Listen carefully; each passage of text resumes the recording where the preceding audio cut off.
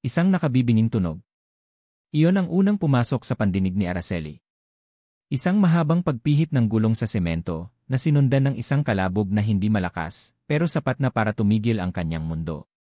Nabitawan niya ang sandok na hawak niya. Ang amoy ng kumukulong banana Q na kanina lang ay nagpapaalala sa kanya ng pag-asa ay biglang napalitan ng amoy ng alikabok at takot. Napatulala siya.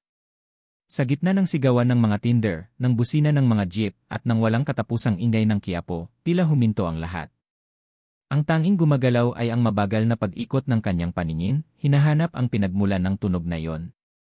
Joy! Ang sigaw ni Jasmine, ang kanyang panganay, ang bumasag sa kanyang pagkatulala. Parang kidlat na kumilos si Ara. Tinulak niya ang kanyang kariton, hindi alintana ang nagkalat na mga saging.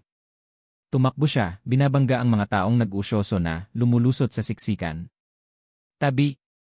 Tabi po, sigaw niya, ang boses niya ay basag na at puno ng panginginig. Naroon ang kanyang mga anak sa gilid ng kalsada, umiiyak. Si Javier, si Joshua, at ang bunso niyang si Janela, nakaturo ang mga daliri sa isang lugar sa kalsada. At doon, nakita niya isang maliit na katawan na nakahandusay sa maruming semento. Ang paboritong dilaw na bestida ni Joy, ngayon ay may bahid na ng alikabok at isang kulay na hindi niya magawang pangalanan. Joy anak ni.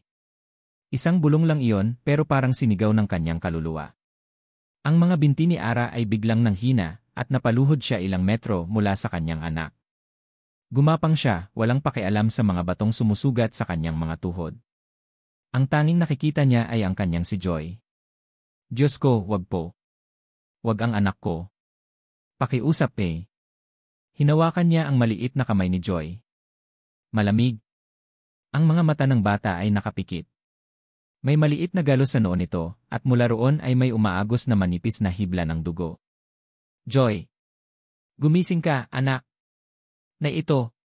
Nyugyug niya ng bahagya ang bata. Joy! Isang pinto ng kotse ang bumukas. Isang napakamahal na itim na sasakyan, kumikinang sa ilalim ng init ng araw, isang bagay na hindi nabibilang sa lugar na yon. Unang bumaba ang isang pares ng sapatos na gawa sa katad, makintab at walang bahid ng dumi. Sumunod ang may-ari nito. Isang lalaki. Itinaas ni Ara ang kanyang paningin.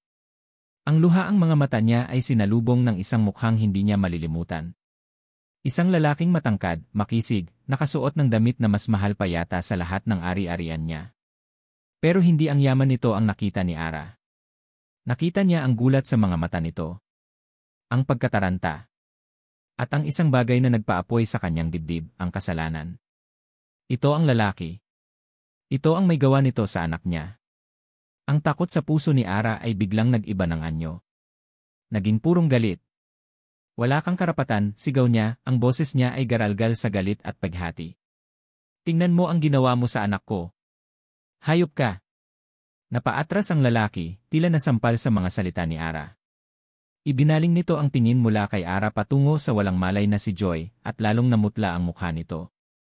Anong nangyari? Tanong nito, ang boses ay nanginginig din. Anong nangyari? Halos isuka ni Ara ang mga salita. Binangga mo ang anak ko. Muntik mo na siyang patayin. Hindi ko siya nakita. Sinungaling. Si Javier na yon, ang 12 taong gulang niyang anak na lalaki, na sumugod na parang isang maliit na toro. Sinubukang suntukin ng bata ang lalaki, pero mabilis itong nahawakan ni Ara sa braso. Huwag, Javier. Hindi ito ang oras para sa gulo. Kailangan ni Joy ng tulong. Yumuko ang lalaki, dahan-dahan, na parang natatakot na gumawa ng anumang biglaang kilos. Nakita ni Ara ang pag-aalala sa mukha nito, isang pag-aalalang tila totoo, pero ayaw niyang paniwalaan. Kailangan natin siyang dalhin sa ospital, sabi ng lalaki, ang boses ay mas kalmado na ngayon, mas may diin. Ngayon na. Akmang bubuhati ng lalaki si Joy nang biglang sumigaw si Ara. Huwag mong hawakan ang anak ko. Pero huli na. Maingat na binuhat ng lalaki si Joy, ang isang kamay ay sumusuporta sa ulo nito, ang isa naman ay sa likod. Ang pag-iingat sa kilos nito ay nagdulot ng kakaibang kurot sa puso ni Ara. Hindi iyon ang kilos ng isang taong walang pakialam. Iyon ang kilos ng isang taong natatakot. Sa kotse. Sumakay na kayo, utos ng lalaki, ang boses ay mahinahon pero may bigat. Bawat segundo ay mahalaga. Tumingin siya diretsyo sa mga mata ni Ara. Sa isang iglap, nawala ang galit sa dibdib ni Ara at napalitan ito ng purong takot para sa kanyang anak. Tumango siya, isang beses lang, bago lumingon sa mga anak niyang nakatulala pa rin. Jasmine! Javier! Hawakan niyo ang mga kapatid niyo. Halika na! Bilis! Ang boses niya ay naging matigas, ang boses ng isang inang kailangang maging matatag para sa kanyang mga anak, kahit pa ang totoo ay durog na siya sa loob. Sinundan nila ang lalaki patungo sa kotse. Binuksan nito ang pinto sa likuran. Pumasok si Ara, kasunod ang 4 niyang anak na siksikan sa maluwag na upuan. Ang amoy ng mamahaling leather at aircon ay tila sampal sa kanilang mga mukha, isang mundong napakalayo sa amoy ng usok at pawis na kinasanayan nila. Isinara ng lalaki ang pinto at mabilis na umikot papunta sa driver's seat. Ang makina ay umugong ng buong tahimik. Sa isang iglap, humarurot na sila palayo sa gulo ng Quiapo, iniiwan ang kariton, ang mga paninda, ang buong buhay nila. Walang nagsasalita sa loob ng sasakyan. Ang tanging maririnig ay ang mahinang pag-iyak ni Janela at ang mabilis at mababaw na paghinga ni Ara. Nakayakap siya sa kanyang mga anak, ang mga mata niya ay hindi inaalis sa batang babae na nasa mga braso ng estranghero sa harapan. Diyos ko po, huwag niyo siyang pababayaan. Pakiusap. Kahit anong parusa, sa akin niyo na lang ibigay. Huwag lang sa anak ko. Pagdating sa pinakamalapit na pribadong ospital, tumakbo ang mga nurse na may dalang stretcher. Muling buong ingat na inilipat ng lalaki si Joy. Habang tinutulak ang stretcher papasok sa emergency room, isang nurse ang humarang kay Ara. Hanggang dito na lang po muna kayo, ma'am. Ang pagsara ng mga pinto ng emergency room ay parang pagsara ng takip ng kabaong sa puso ni Ara. Napasandal siya sa pader, ang lakas na pinilit niyang ipunin ay biglang nawala. Ang mga tuhod niya ay nanginig at napaupo siya sa sahig ng malamig na pasilyo. Niyakap siya ng kanyang mga anak. Si Jasmine, sinusubukang maging matatag. Si Javier, ang galit sa mga mata ay napalitan na ng takot. Sina Joshua at Janela, umiiyak lang ng tahimik. Hindi niya alam kung gaano sila katagal na naroon. Tila mga oras. Nakita niya ang lalaki na pabalik-balik sa paglalakad, kausap ang kung sino-sino sa kanyang cellphone, ang mukha ay gusot sa pag-aalala. Hindi ito umalis. Maya-maya, lumabas ang isang doktor, ang mukha ay seryoso. Agad na napatayo si Ara, sinalubong ito. Dok, kamusta po ang anak ko? Ayos lang po ba siya? Tumingin ang doktor sa kanya, pagkatapos ay sa lalaking lumapit na rin sa kanilang tabi. Stable po ang lagay niya sa ngayon. Pero base sa CT scan, may internal bleeding siya sa ulo. Isang maliit na pamumuo ng dugo. Kailangan natin siyang operahan sa lalong madaling panahon para maalis ang pressure sa kanyang utak. Gumuho ang mundo ni Ara. Operasyon. Ang salitang iyon ay katumbas ng isang halagang hindi niya kailanman mahahawakan sa buong buhay niya. Magmagkano po, Dok? Nanginginig niyang tanong. Sinabi ng doktor ang isang halaga. Isang numero na may napakaraming zero. Hindi na naintindihan ni Ara ang mga sumunod na sinabi nito. Ang tanging naririnig niya ay ang ugong sa kanyang mga tainga. Para siyang nalulunod. Nahihilo. Ang paningin niya ay nanlalabo. Naramdaman niya ang pagbagsak ng kanyang katawan. Pero bago pa man siya tuluyang bumagsak sa sahig, isang malakas na braso ang sumalo sa kanya. Ang lalaki. Tumingin ito sa doktor, ang boses ay puno ng otoridad. Gawin niyo ang lahat ng kailangan. Ihanda niyo ang operating room. Don't worry about the cost. Pagkatapos ay yumuko ito at tumingin kay Ara, na nakatingala sa kanya, ang mukha ay basang-basa ng luha, puno ng kawalan ng pag-asa. Inilagay ng lalaki ang isang kamay sa kanyang balikat, isang dampi na parehong nagbibigay ng kapanatagan at takot. Ako na ang bahala sa lahat. Nakatayo si Marco sa dulo ng pasilyo, nakasandal sa malamig na pader, ang mga mata ay nakapako sa ilaw sa itaas ng pinto ng operating room. Pula. Ang kulay ng panganib. Ang kulay ng dugo. Isabela, patawarin mo ako. Ilang taon na niyang binubulong ang mga salitang iyon sa hangin, sa kawalan.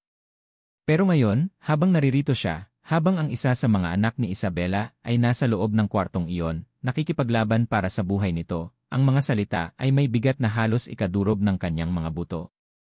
Ang mga anak ni Isabela. Ang mga pamangkin niya.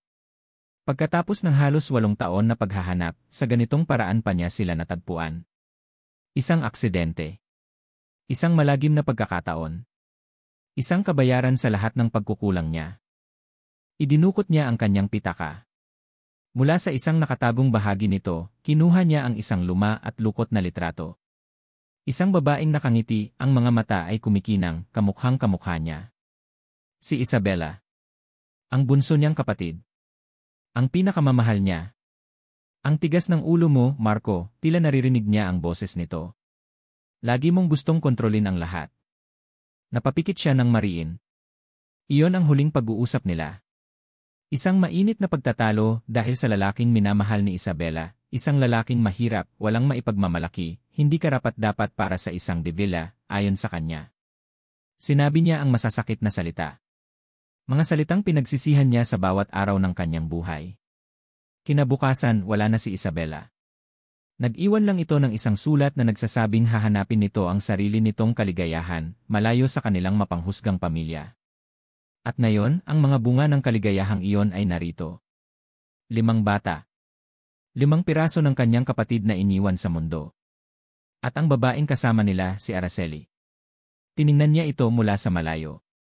Nakaupo ito sa isang mahabang bangko, isang maliit na kuta ng pag-asa sa gitna ng malamig at walang kaluluwang pasilyo. Ang 4 na bata ay nakapalibot sa kanya, nakasiksik na parang mga sisiw na naghahanap ng init mula sa kanilang inahin. Namumugto ang mga mata nito, bakas ang pagod at takot, pero ang mga kamay nito ay hindi tumitigil, hinahaplos ang buhok ng isa, inaayos ang damit ng isa pa, pinapatahan ang bunso. Sa kabila ng gusot na damit at magulong buhok, mayroon siyang taglay na dignidad. Isang lakas na hindi matitinag, na kahit si Marco, na sanay sa mga babaeng may kapangyarihan at pera, ay napahanga. Siya ang pader na pumoprotekta sa mga pamangkin niya.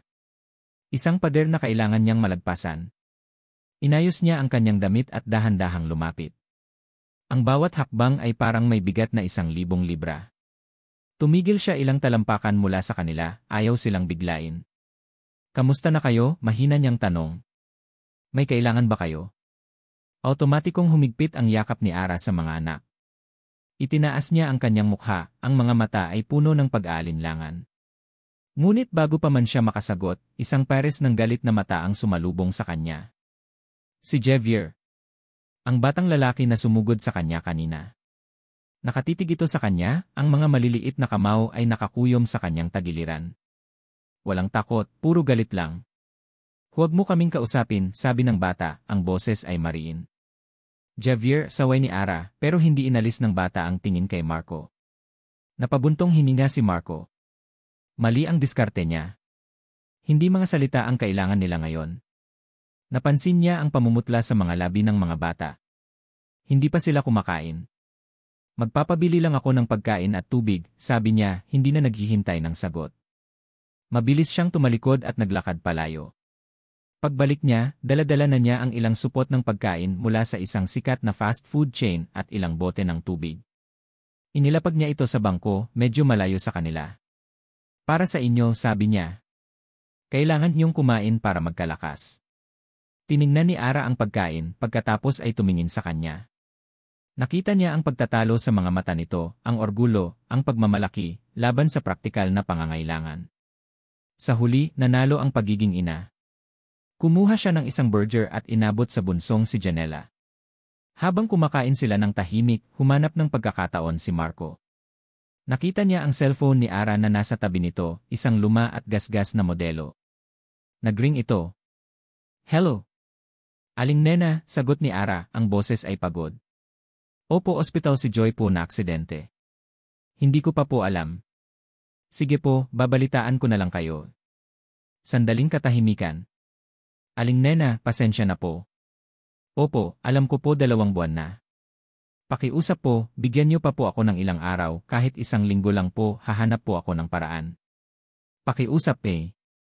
Ang boses ni Ara ay nagsimulang mabasag. Napayuko ito, itinatago ang mukha sa kanyang mga anak. Narinig ni Marco ang pagsigaw mula sa kabilang linya bago ito biglang naputol. Naintindihan ni Marco. Problema sa upa. Palalayasin na sila. Ang bigat na pasan-pasan ng babaeng ito ay tila walang katapusan. Hindi na siya nakatiis. Kinuha niya ang sarili niyang cellphone at tinawagan ang kanyang sekretarya. Lorna, I need you to do something for me.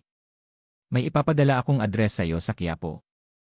Alamin mo kung sino ang may-ari ng apartment, bayaran mo ang 3 buwang utang at 1 taon na advance. I want it done in an hour. Nang ibaba niya ang telepono, nakatingin na sa kanya si Ara. Ang mga mata nito ay nanlilisik. Ano yun? Tanong nito, ang boses ay malamig. Ano ang binabalak mo? Nagulat si Marco sa bilis nitong makaramdam. Wala. May inaayos lang akong problema sa opisina. Hindi ito naniwala. Tumayo ito at humakbang palapit sa kanya, ang katawan ay tensyonado. Huwag mo akong gawing tanga, sir. Narinig ko kayo. Ano ang kailangan mo sa amin? Bakit mo ginagawa to? Bumuntong hininga si Marco, napasabunot sa sariling buhok. Paano niya ipapaliwanag nang hindi isinisiwalat ang lahat? Isipin mo na lang na ito ay paraan ko para makabawi, sabi niya. Kasalanan ko ang nangyari sa anak mo. Responsibilidad ko kayo. Pero ang mga salita niya ay lalo lang nagpaalab sa galit ni Ara. Umiling ito, isang mapait na ngiti ang sumilay sa mga labi. Walang bagay na libre sa mundo, sir. Alam na alam ko yan. Kaya sabihin mo na. Ano ang presyo ng kabutihan mo? Ang mga anak ko ba? Kukunin mo ba sila sa akin? Natigilan si Marco. Ang tanong nito ay tumama sa kanya na parang isang sampal. Sa isang paraan, tama ito. Gusto niyang maging bahagi ng buhay ng mga pamangkin niya. Pero hindi sa ganitong paraan. Tinitigan niya ito ng diretsyo sa mga mata, sinusubukang iparating ang lahat ng katapatan na kaya niyang tipunin. Hindi. Hinding-hindi ko gagawin yan. Ngunit bago pa niya madugtungan ang kanyang sasabihin, ang ilaw sa itaas ng pinto ng operating room ay biglang namatay. Bumukas ang pinto. Lumabas ang doktor, tinatanggal ang kanyang face mask, ang atensyon ng lahat ay napunta sa kanya. Ang hangin sa pasilyo ay tila naubos. Huminga ng malalim si Marco, ang puso niya ay kumakabog na parang tambol. Ito na. Ang hatol sa kanyang kasalanan. Nakatayo ang lahat, ngunit para kay Ara, siya lang at ang doktor ang tao sa buong mundo. Bawat tibok ng kanyang puso ay isang masakit na paghihintay. Ang hangin ay tila naubos sa kanyang mga baga. The operation was a success. 2 salita. Pero para kay Ara, iyon ang pinakamagandang musikang narinig niya sa buong buhay niya. Ang mga tuhod niya ay tuluyang bumigay at napasalampak siya sa sahig, hindi dahil sa panghihina, kundi dahil sa bigat ng pasasalamat na biglang bumuhos sa kanyang dibdib. Isang malakas na hikbi ang kumawala mula sa kanyang mga labi, isang tunog ng pinaghalong sakit at ginhawa. Ligtas si Joy. Ligtas ang kanyang anak. Lumipas ang 2 araw. Inilipat si Joy sa isang pribadong kwarto, isang kwartong mas malaki at mas malinis pa sa tinutuluyan nilang apartment. Lahat ay sagot ng lalaking nagpakilalang si Marco de Villa. Ang pagkain nila, ang gamot ni Joy, maging ang mga laruan na bigla na lang dumarating para sa mga bata. Ang utang na loob ni Ara ay lumalaki sa bawat oras na lumilipas, at iyon ay isang bagay na kinatatakutan niya ng higit pa sa gutom. Isang hapon, habang mahimbing na natutulog si Joy at ang ibang mga bata ay naglalaro sa maliit na sofa, dinala ni Ara ang kanyang sarili sa kapilya ng ospital. Umupo siya sa isang bakanting upuan, tinititigan ang imahe sa altar, pero hindi niya alam kung ano ang idarasal. Tapos na siyang magpasalamat. Ngayon, ang kailangan niya ay kasagutan. Alam kong nandito ka. Napalingon si Ara. Nakatayo sa may pinto si Marco, ang anino nito ay mahaba sa sahig. Dahan-dahan itong lumapit at umupo sa kabilang dulo ng upuan, nagpapanatili ng distansya. Gusto kitang kausapin, sabi nito. Ngayong maayos na si Joy. Kinuyom ni Ara ang kanyang mga kamay. Tungkol po saan? Hindi ito sumagot kaagad. Tumingin ito sa altar na parang naghahanap din ng mga salita. Gusto kong mag-alok sa iyo ng isang bagay, Ara. Isang trabaho. Napakunot ang noo ni Ara. Trabaho? Mayroon akong hasyenda sa Tagaytay, pagpapatuloy ni Marco. Isang malawak na lupain. Isang malaking bahay. Kailangan ko ng isang katiwala. Isang house manager na mapagkakatiwalaan, na mag-asikaso sa lahat. Natawa si Ara ng mapait. Sir, taga-benta lang po ako ng banana Q. Hindi po ako marunong sa mga ganyang bagay. Matututunan mo, mabilis na sagot ni Marco. Ang mahalaga, masipag ka. At nakikita kong higit ka pa sa masipag. Tumingin ito sa kanya, ang mga mata ay seryoso. Isang lugar na malayo sa usok at ingay ng Maynila.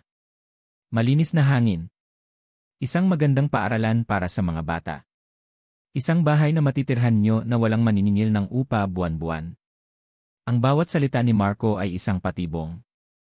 Isang matamis na pangako na alam ni Ara ay may lason. Ito na. Ito na ang kabayaran. At ano po ang kapalit? Tanong ni Ara, ang boses ay malamig at matigas. Sir, hindi po ako nagbebenta ng mga anak ko. Nakita niya ang sakit sa mga mata ni Marco, isang mabilis na kislap ng pagkabigla. Hindi yan ang iniisip ko, Ara. Hindi kailanman. Tumayo si Ara. Kailangan ko na pong bumalik sa mga anak ko. Bago pa man siya makaalis, hinanap niya ang kanyang pitaka. Kinuha niya ang lahat ng laman nito, ilang lukot na 100 piso at mga barya. Inilapag niya ito sa upuan. Pasensya na po. Ito pa lang po ang kaya kong ibayad sa ngayon. Pagkatapos ay mabilis siyang tumalikod, ayaw niyang makita ang reaksyon nito. Kinabukasan, sinabi ng doktor na maaari na silang umuwi para kunin ang mga damit ng mga bata. Nag-alok si Marco na ihatid sila. Walang nagawa si Ara kundi pumayag. Ang pagbabalik sa kanilang apartment sa Quiapo ay parang pagpasok sa ibang mundo. Ang amoy ng kanal, ang siksikan, ang nakakapasong init. Nang makarating sila sa pinto ng kanilang kwarto, isang piraso ng papel ang nakadikit dito, isinulat gamit ang isang malaking pulang pentel pen. Huling babala, pagbabawi ng paupahan. Napatitig si Ara sa mga salitang iyon. Ang huling hibla ng kanyang pagmamalaki ay tila naputol. Sa loob, ang kanyang mga anak, maliban kay Joy na naiwan sa ospital kasama si Jasmine, ay napagod agad sa init. Nakita niya ang pagod at takot sa kanilang mga mukha. Ito ba ang buhay na gusto niyang ibigay sa kanila? Isang buhay ng walang kasiguraduhan, ng palipat-lipat, ng laging pagkukulang. Gabi na nang kausapin niya si Jasmine sa ospital habang natutulog ang mga bata. Ayaw kong umalis sa Maynila, Nay, sabi ng dalagita. Dito na tayo lumaki. Alam ko, anak, sagot ni Ara, hinahaplos ang buhok ng panganay. Pero paano tayo? Paano ang pag-aaral ninyo? Paano kung magkasakit ulit ang isa sa inyo? Bumuntong hininga siya, ang bigat ng buong mundo ay nasa kanyang mga balikat. Natatakot ako, anak. Tumingin sa kanya si Jasmine, ang mga mata ay puno ng isang karunungang hindi akma sa kanyang edad. Hinawakan nito ang kamay niya. Nay, baka ito na po yung sagot sa mga dasal natin. Ang mga salitang iyon mula sa kanyang anak ay tumusok sa puso ni Ara. Ang simpleng pananampalataya nito ay isang sampal sa kanyang pagiging makatotohanan. Kinabukasan, pinuntahan niya si Marco sa silid ni Joy. Nakatayo ito malapit sa bintana, nakatanaw sa labas. Naghihintay. Alam nitong darating siya. Hindi na siya nagpaligoy-ligoy pa. Humarap siya rito, ang mga mata ay hindi kumukurap. Ang pag-aalinlangan sa kanyang puso ay naroon pa rin, ngunit natabunan na ito ng isang bakal na determinasyon. Tumingin siya diretsyo sa mga mata ni Marco. Pumapayag po ako. Nakita niya ang bahagyang pagginhawa sa mukha nito. Ngunit hindi pa siya tapos. Humakbang siya palapit. Pero sa isang kondisyon. Nawala ang ngiti sa mga labi ni Marco. Naghintay ito. Itinaas ni Ara ang kanyang baba, ang bawat salita ay may bigat at babala. Kapag sinubukan niyong kunin ang mga anak ko, ako mismo ang papatay sa inyo. Ang biyahe papuntang Tagaytay ay tahimik. Nakaupo si Ara sa tabi ng bintana ng maluwag na van, ang mga anak niya ay nakapalibot sa kanya, ang mga mukha ay nakadikit sa salamin, pinapanood ang unti-unting pagbabago ng tanawin. Mula sa siksikan at magulong mga gusali ng Maynila, napalitan ito ng mga luntiang bukirin at matataas na puno. Ang hangin na pumapasok sa bahagyang nakabukas na bintana ay nag-iba rin mula sa mainit at maalinsangan, naging malamig at sariwa. Si Joy, nakalalabas lang ng ospital, ay nakasandal sa kanya, payapang natutulog. Ang maliit na peklat sa noo nito ay isang palagiang paalala sa dahilan kung bakit sila napunta sa sitwasyong ito. Huminto ang van sa harap ng isang malaking arko na gawa sa bato. Nakaukit dito ang mga salita, Hacienda de la Esperanza.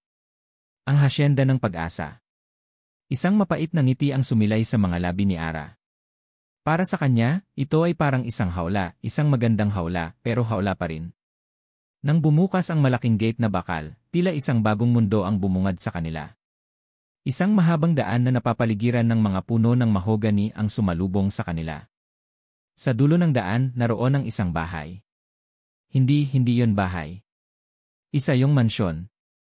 Isang puting mansyon na may malalawak na bintana at pulang bubong, nakatayo sa gitna ng isang hardin na puno ng mga bulaklak na hindi pa nakikita ni Ara sa buong buhay niya. Wowie!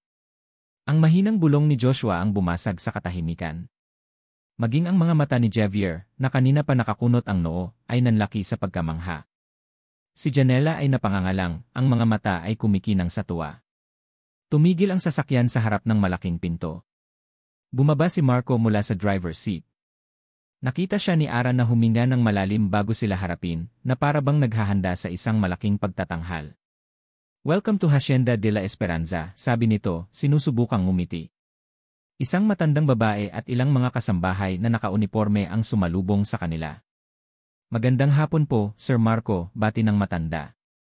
Manang Faye, sila ang bago nating kasama, sabi ni Marco. Si Ara at ang mga anak niya, sina Jasmine, Javier, Joshua, Joy, at Janela. Yumuko si Ara at ang mga bata. Ang pagbati ng mga kasambahay ay magalang, ngunit ramdam ni Ara ang mga mapanuring tingin. Sino ang mga ito? Ano ang ginagawa nila dito? Iyon ang mga tanong na nakikita niya sa kanilang mga mata. Ihahatid na kayo ni Manang Fee sa magiging bahay niyo, sabi ni Marco.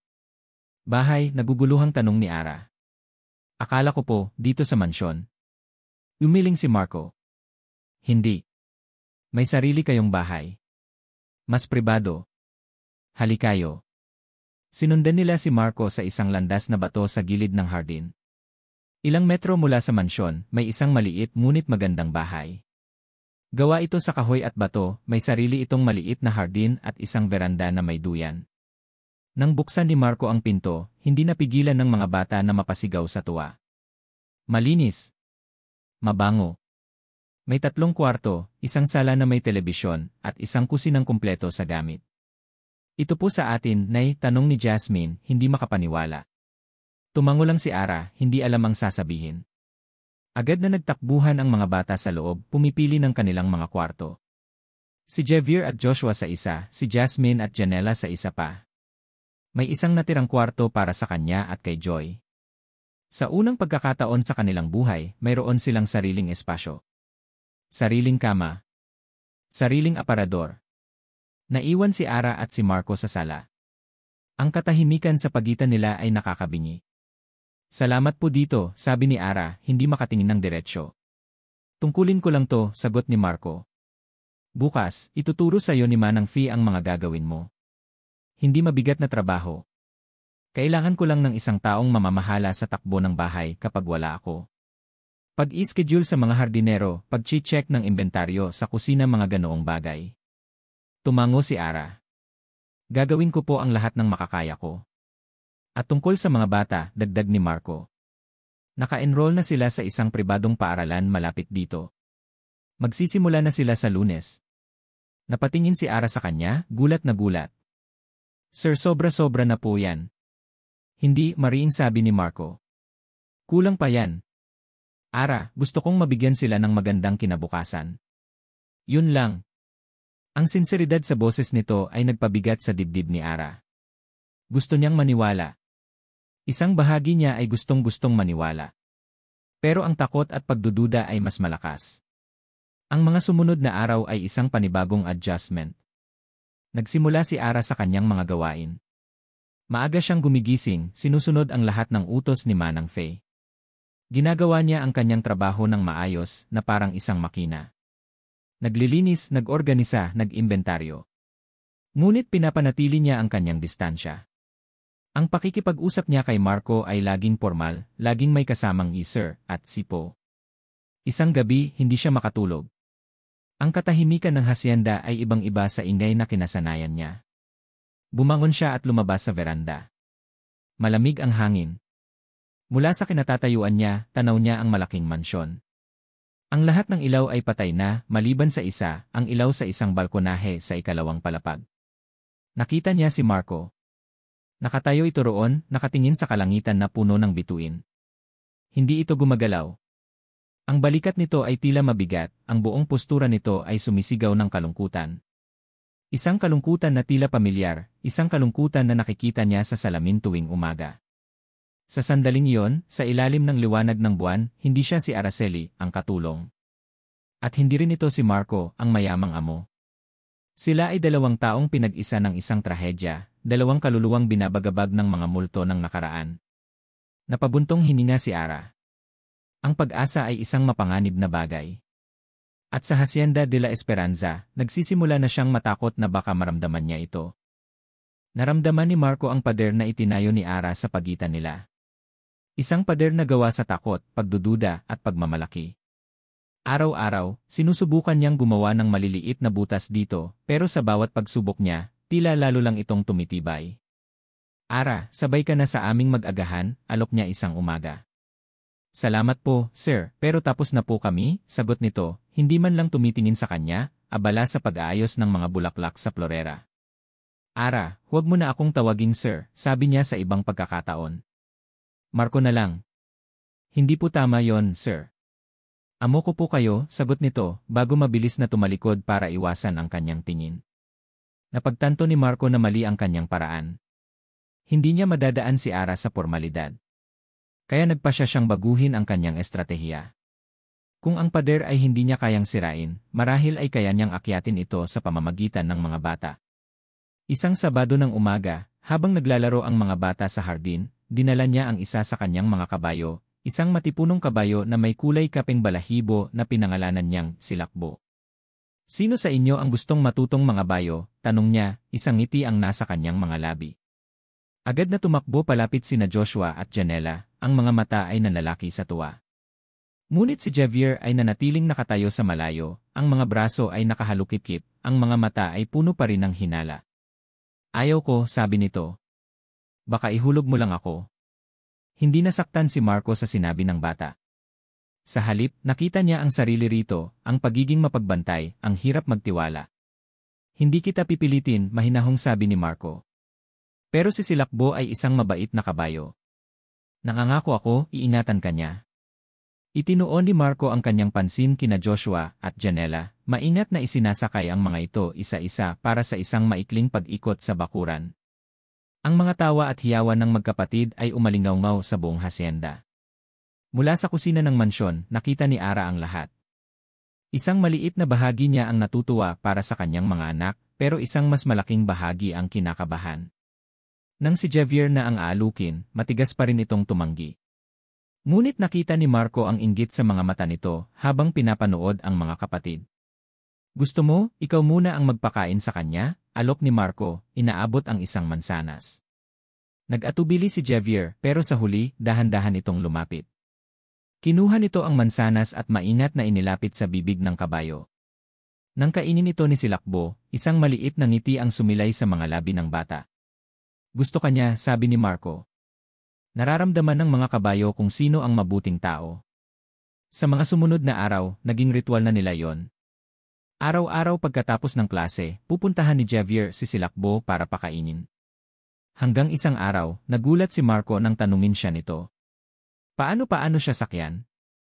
Ngumiti si Marco. Iyon ang simula. Habang tinuturuan niya si Javier, unti-unting nagbago ang tingin nito sa kanya. Ang galit ay napalitan ng respeto.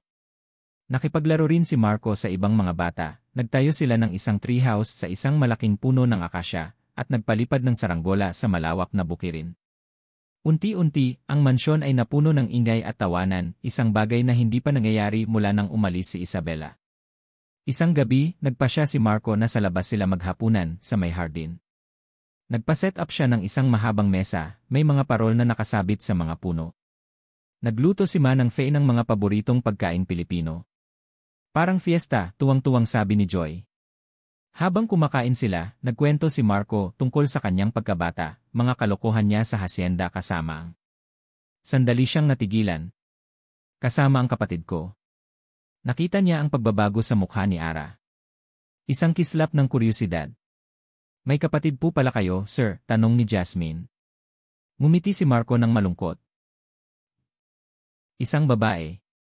Mahilig din siyang magpalipad ng saranggola.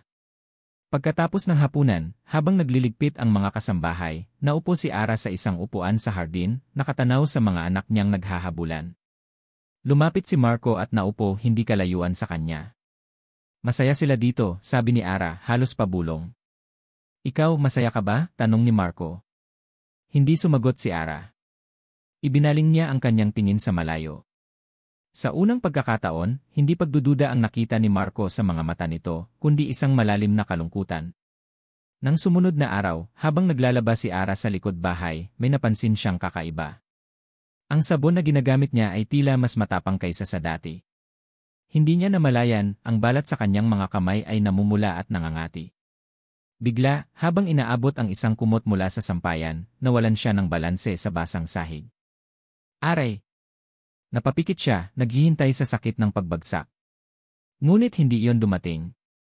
Sa halip, naramdaman niya ang isang pares ng malalakas na braso na sumalo sa kanya mula sa likuran. Dahan-dahan niyang iminulat ang kanyang mga mata. Naramdaman niya ang hininga ni Marco sa kanyang batok. Ang puso niya ay biglang bumilis ang tibok. Napakalapit nila sa isa't isa.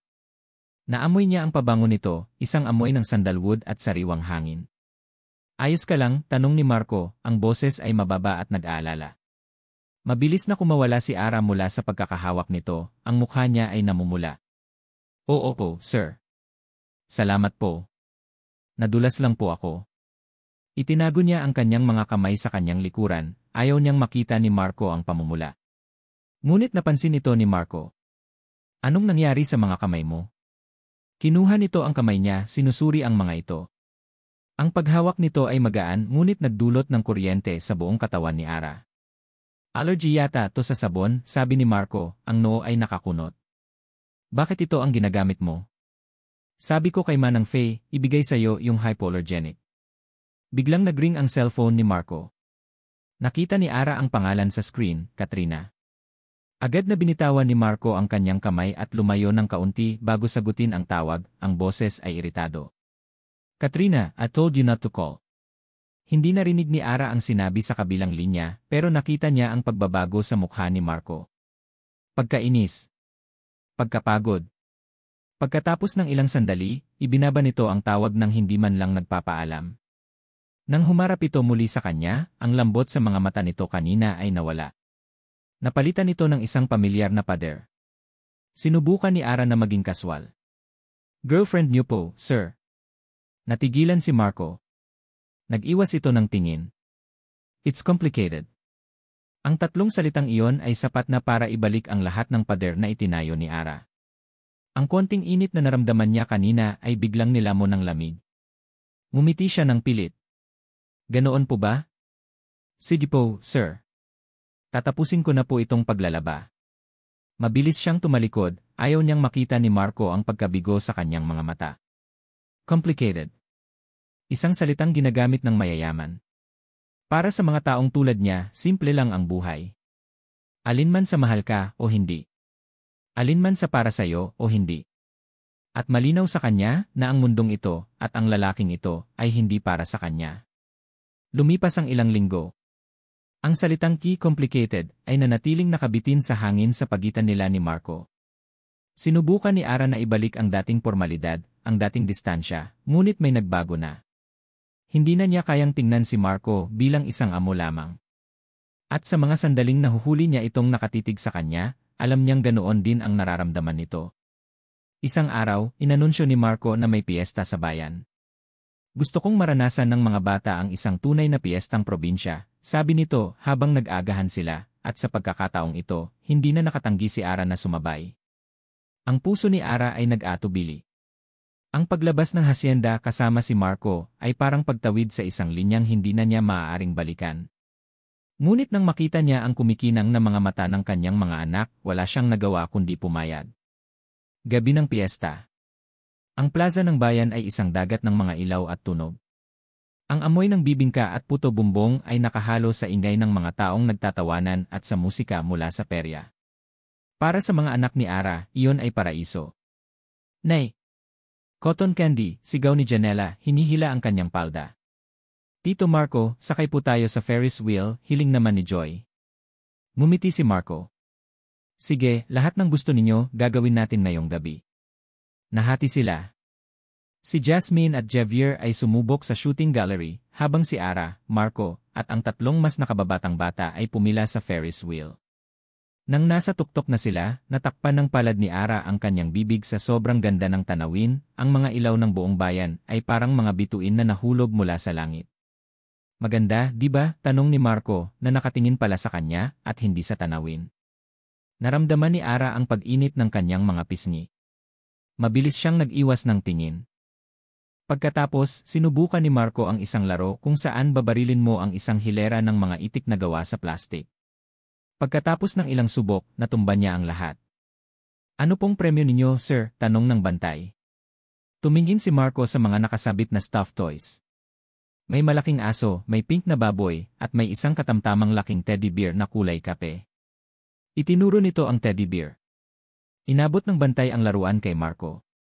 Inakala ni Ara na ibibigay yon kay Janela, na kanina pa nakatitig dito. Ngunit sa halip, humarap si Marco sa kanya. Para sa'yo, sabi nito, inaabot ang teddy bear. Napatanga si Ara.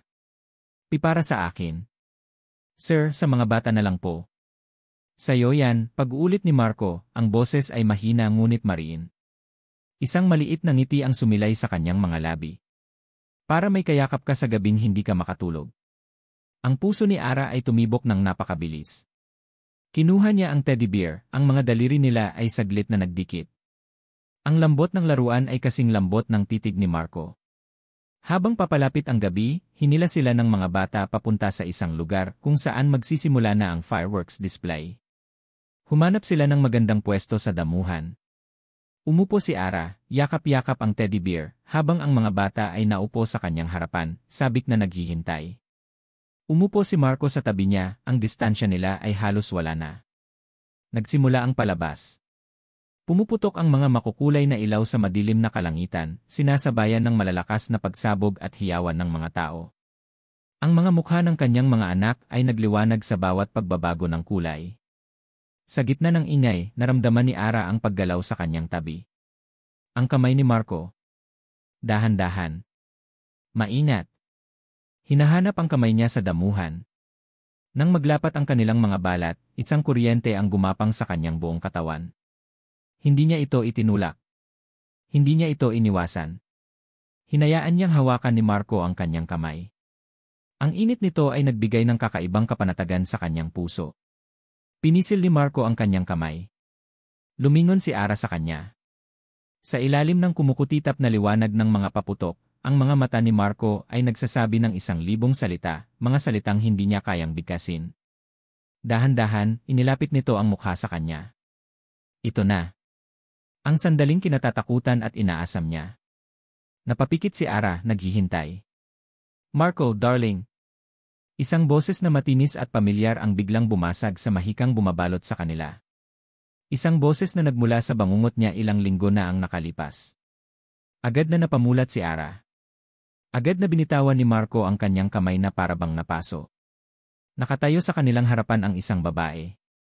Nakasuot ito ng isang mamahaling puting bestida na kumikinang sa ilalim ng mga ilaw ng piyesta. Ang buhok ay perpektong nakaayos, ang mukha ay puno ng kolorete. Maganda. Makapangyarihan. At ang mga mata nito ay nakatutok kay Marco na parang isang agila. Si Katrina Alcaraz.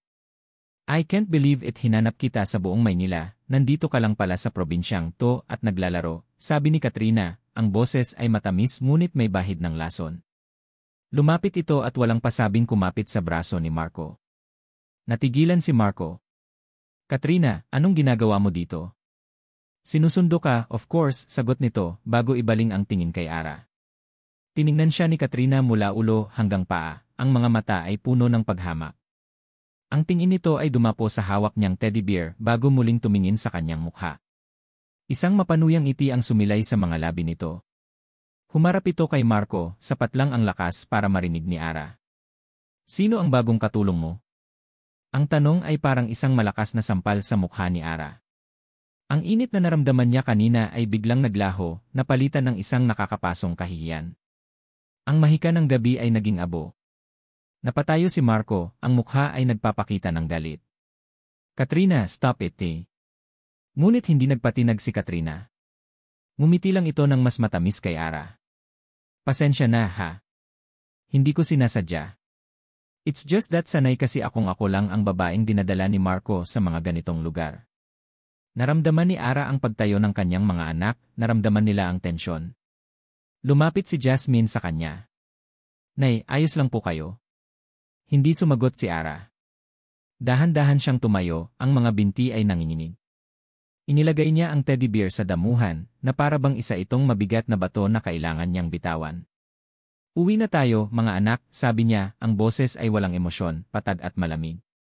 Pero nay, yung fireworks, Pag-angal ni Joshua.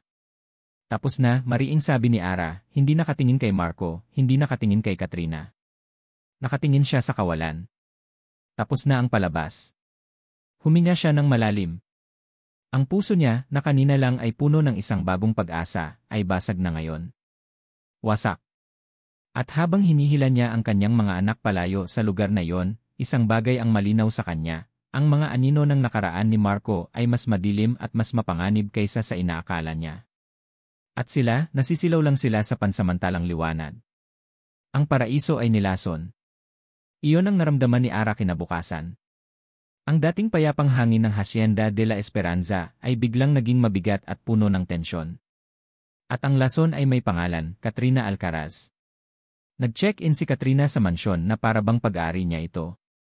Ang mga maleta niyang mamahalin ay nakakalat sa sala, at ang matinis niyang boses ay umalingaw-ngaw sa bawat sulok ng bahay. Nang umagang iyon, pinilit ni Ara na gawin ang kanyang mga gawain na parang normal ang lahat. Ngunit habang naghahanda siya ng agahan sa kusina ng sarili nilang bahay, narinig niya ang pag-uusap sa labas. Marco, kailan mo sila balak paalisin? Boses ni Katrina, matinis at walang pakundangan. Come on, nagmumukhang ampunan itong pamamahay mo. Hindi na to nakakatuwa. They are early guests, Katrina. At dito sila titira hanggat gusto nila, sagot ni Marco, ang boses ay mababa at puno ng babala. Guests? O baka naman ni charity case, humalakhak si Katrina. Alam ko ang estilo mo, Marco. Palagi kang may bleeding heart para sa mga kawawa. Pero hanggang kailan? Sooner or later, you'll get tired of them. You always do. Hindi na narinig ni Ara ang sagot ni Marco. Mabilis niyang isinara ang bintana, ang puso niya ay kumakabog sa galit at kahihiyan. Charity case. Ang mga salitang iyon ay tumatak sa kanyang isipan. Sa hapagkainan sa mansyon, pinilit ni Marco na isama si Ara at ang mga bata, isang kilos ng pagsuway kay Katrina. Ngunit ginawa lang nitong mas malala ang sitwasyon. "Oh, Ara," sabi ni Katrina, isang peking ngiti ang nasa labi. "You should join us. Tutal, you should know what Sir Marco likes to eat, di ba? Para sa susunod, ikaw na ang magluto. I'm sure you're a good cook. Most people like you are." Ang bawat salita ay may dalang insulto, nakabalot sa peking kabaitan. Si Ara ay yumuko na lamang at ipinagpatuloy ang pagkain. "Marco, darling, natatandaan mo ba yung trip natin sa Paris?" Pag-iba ni Katrina ng usapan, ngunit para pa rin kay Ara ang patama. "We stayed at the Ritz. At yung dinner natin sa Eiffel Tower. I miss that. We should go back. Tayong dalawa lang." Tumingin si Marco kay Katrina ng masama. "Katrina, anong ginagawa natin dito?" "What do you mean, anong ginagawa? I'm your fiancé, remember? O baka nakalimutan mo na rin yun kasama ng iba pa?" Nabitawan ni Ara ang kanyang kubyertos. Fiancé. Ang salitang iyon ay umalingaw-ngaw sa kanyang tainga. Fiancé. Kasintahan. Nakatakda ng ikasal. Napansin ni Katrina ang reaksyon niya. Umiti ito ng matagumpay. "Oh, didn't he tell you?" Si Marco kasi napaka-secretive. "We're getting married. Malapit na. We're just working out a few things." Hindi makapagsalita si Ara.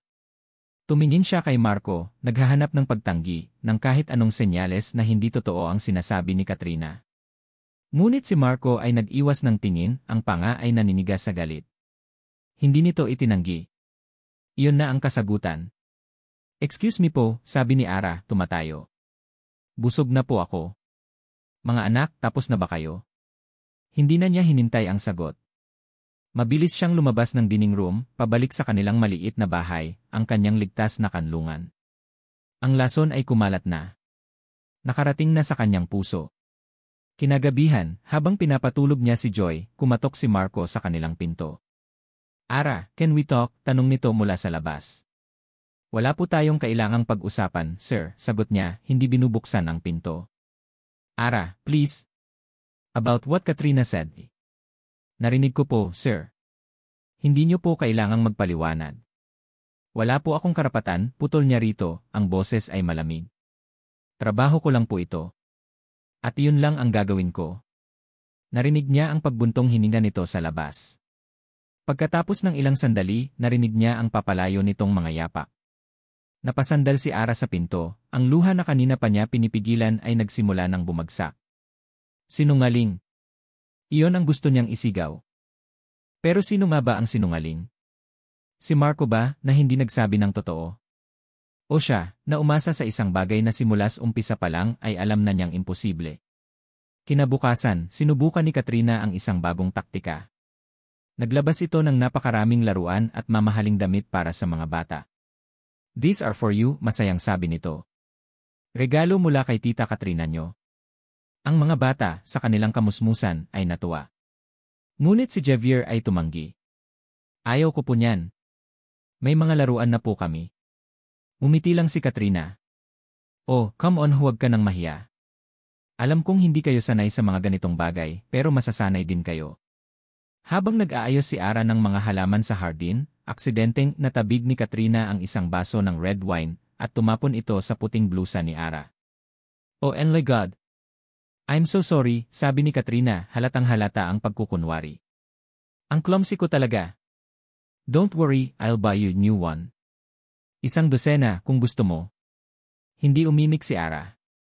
Kumuha lang siya ng basahan at pinunasan ang kanyang damit. Ang bawat kilos ni Katrina ay isang malinaw na mensahe, hindi ka nabibilang dito. Isa ka lang hamak na katulong. At ako ang reyna sa lugar na ito. Ang huling patak na nagpaapaw sa baso ay ng gabing iyon. Pabalik na si Ara sa kanilang bahay nang marinig niya ang pagtatalo ni na Marco at Katrina mula sa balkonahe ng mansyon. "I don't understand you, Marco. Bakit mo sila pinagtitiisan?" sigaw ni Katrina. "Tumigil ka na, Katrina. Hindi mo sila naiintindihan. Ang naiintindihan ko lang, sinisira mo ang buhay mo para sa kanila. Para sa isang babaeng wala namang maibibigay sa'yo. At sa 5 anak na hindi naman sa'yo." Nagkaroon ng sandaling katahimikan. "It's complicated," mahinang sagot ni Marco. Ang mga salitang iyon. Muli. Ang paboritong salita nito. Hindi na nakatiis si Ara. Lumabas siya mula sa dilim. Hinarap niya si Marco. "Sir, ano po ba talaga ang complicated?" tanong niya, ang boses ay nanginginig sa pinaghalong galit at sakit. "Ang relasyon niyo po ba ng fiancé niyo? O ang pagtira namin dito?" Natigilan si Marco at Katrina. "Ara ni." Simula ni Marco. "Hindi, sir," putol ni Ara. "Gusto ko lang pong malinawan. Dahil kung kami po ang problema, aalis kami." Ngayon din ni. Tumingin si Marco sa kanya, ang mga mata ay puno ng isang emosyon na hindi maintindihan ni Ara. Desperation. Pagsisisi. "It's not that simple," sabi lang nito. Isang mapait na tawa ang kumawala kay Ara. "Para sa inyo, walang simple. Pero para sa akin, sir, simple lang. Kung ayaw niyo na sa amin, sabihin niyo lang. Huwag niyo na kaming pahirapan." Tumalikod siya at nagsimulang maglakad palayo, bawat hakbang ay mabigat. Bawat hakbang ay palayo sa paraisong naging impyerno. Galit. Iyon ang naramdaman ni Katrina habang pinapanood niyang maglakad palayo si Araceli. Pero mas matindi pa sa galit ang kanyang pagtataka. Ano ang mayroon sa babaeng yon? Hindi niya maintindihan. Isang hamak na babaeng galing sa kung saang dako ng Quiapo, may dalang 5 anak, pero kung umasta si Marco ay parang ito ang pinakamahalagang tao sa mundo. Ang pagtanggi ni Marco sa kanya, ang pagtatanggol nito kay Ara, ang mga ito ay hindi na simpleng awa lang. May iba pa. Isang bagay na malalim. Isang lihim. At si Katrina Alcaraz, hindi siya papayag na may lihim na hindi niya alam. Kinabukasan, habang abala ang lahat, si Marco ay nasa bayan para sa isang meeting, si Ara at ang mga bata ay nasa paaralan para sa isang family day, nakahanap si Katrina ng pagkakataon. Sinimulan niya ang kanyang investigasyon sa mga kasambahay. Manang Faye, sabi niya, nilalapitan ang matandang katiwala sa kusina. Mukhang napalapit na sa inyo si Ara, ano? Mabait na babae po si Ma'am Ara, Ma'am Katrina. At masisipag ang mga anak niya, magalang na sagot ng matanda, ngunit hindi inaalis ang tingin sa hinihiwa nitong mga gulay. Ngumiti si Katrina. Nga, inakakatuwa. Pero hindi niyo ba napapansin? Magkakaedad ang mga bata, pero hindi sila magkakamukha. At si Ara, parang napakabata niya para magkaroon ng ganoon kalaking panganay. Natigilan sa paghihiwa si Manang Faye. Tumingin ito sa kanya. Hindi po namin trabahong alamin ang buhay ng iba, Ma'am Katrina. Isang pader. Malinaw na wala siyang makukuha sa mga tapat na tauhan ni Marco. Kailangan niya ng sarili niyang ebidensya. Ang target niya, ang bahay kubo na tinitirhan ni Ara. Naghintay siya ng tamang tiyempo. Nang matiyak niyang walang tao sa paligid, dahan-dahan siyang naglakad papunta roon. Ang pinto ay hindi nakalock. Isang pagkakamali ng mga taong hindi sanay sa pagkakaroon ng mga bagay na dapat itago. Pumasok siya sa loob. Ang unang bumungad sa kanya ay ang amoy, isang amoy ng malinis na damit, murang sabon, at pagkaing niluto sa bahay. Simple. Payak. Nakaramdam siya ng bahagyang pandidiri. Paanong naaatim ni Marco na pumasok sa ganitong lugar? Sinimulan niya ang paghahalughog. Inuna niya ang kwarto ni Ara. Walang gaanong gamit. Isang maliit na aparador na may ilang pirasong damit, isang mesa na may suklay at ilang nakataling buhok, at isang kama na maayos na natutupi ang kumot. Walang alahas. Walang mamahaling gamit. Walang kahit anong magbibigay sa kanya ng bakas. Naiinip na siya. Akmang lalabas na siya ng kwarto nang may isang bagay na pumukaw sa kanyang atensyon. Sa ilalim ng kama may isang maliit na espasyo. Yumuko siya para silipin ito. Doon, nakita niya. Isang lumang kahon na gawa sa kahoy. Hinila niya ito palabas. Hindi ito mabigat. Maalikabok. Dahan-dahan niya itong binuksan. Ang nasa loob ay mga bagay na para sa kanya ay basura. Isang tuyong bulaklak ng sampagita. Ilang piraso ng ribbon na iba-iba ang kulay. Isang maliit na kwintas na gawa sa beads. Mga sulat na nakatali ng isang pirasong sinulid, ang papel ay naninilaw na sa katagalan. Mga basura ng isang mahirap na isip niya. Kinuha niya ang mga sulat. Binuksan niya ang isa. Ang sulat kamay ay maganda at formal. Dearest Ara, salamat sa pagiging kaibigan. Sa mundong ito, ikaw lang ang tunay kong naging sandalan. Hindi niya itinuloy ang pagbabasa. Boring. Walang kwenta. Ibinalik niya ang mga sulat sa kahon. Nang ilalagay na niya ang takip, may isa pang bagay siyang napansin sa ilalim ng lahat. Isang litrato. Nakabalot ito sa isang piraso ng sutla para protektahan. Kinuha niya ito. Dahan-dahan niyang inalis ang pagkakabalot. Ang litrato ay lumana, ang mga kulay ay medyo kupas na. Ngunit ang mga mukha ay malinaw. Isang babae. Napakaganda nito, may mga matang tila nangungusap at isang ngiting pamilyar. Karga-karga nito ang isang sanggol. At nakapalibot dito ang 4 pang bata, mas maliliit pa kaysa sa ngayon. Ang panganay na babae. Ang 2 lalaki. At ang batang babae na naaksidente. Si Jasmine, Javier, Joshua, at Joy. At ang sanggol siguradong si Janela yon. Ngunit ang pinakanagpatigil sa mundo ni Katrina ay ang mukha ng babaeng may karga sa sanggol. Kamukhang kamukha nito si Marco. Nanginginig ang mga kamay ni Katrina. Mabilis niyang binaliktad ang litrato. Sa likod nito, may nakasulat gamit ang isang eleganteng sulat kamay. Isabela kasama ang aking mga anghel. Isabela. Isabela de Villa. Ang kapatid ni Marco na namatay. Ang kapatid na naglayas. Para siyang binuhusan ng malamig na tubig. Biglang nag-ugnay-ugnay ang lahat sa kanyang isipan. Ang biglaang pag-aalala ni Marco sa isang aksidente. Ang paggastos nito ng milyon-milyon para sa isang estranghero. Ang pagpapatira nito sa pamilya sa hacienda. Ang pagtatanggol nito kay Ara. Hindi dahil sa awa, kundi dahil sa dugo. Ang mga batang ito ay hindi mga anak ni Ara. Sila ay mga anak ni Isabela. Sila ay mga De Villa. Mga pamangkin ni Marco. At si Ara. Ang babaeng ito ang nagtago sa kanila sa loob ng maraming taon.